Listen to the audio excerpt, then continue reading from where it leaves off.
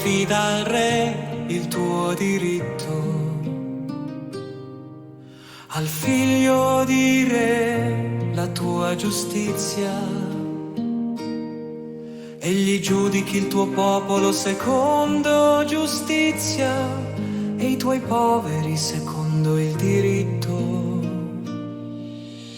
Vieni, Signore, Re di giustizia e di pace.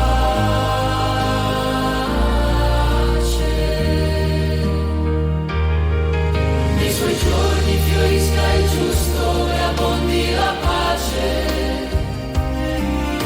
finché non si spenga la luna e domini da mare a mare, dal fiume sino ai confini della terra. Vieni, Signore, Re di giustizia e di pace,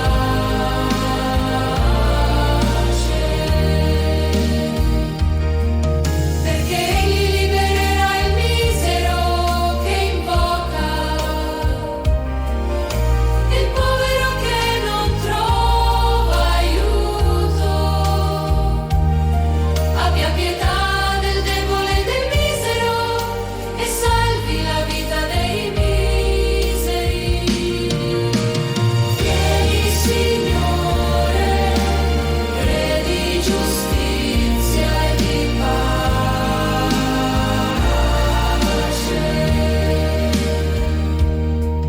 Il suo nome duri in eterno, davanti al sole germogli il suo nome.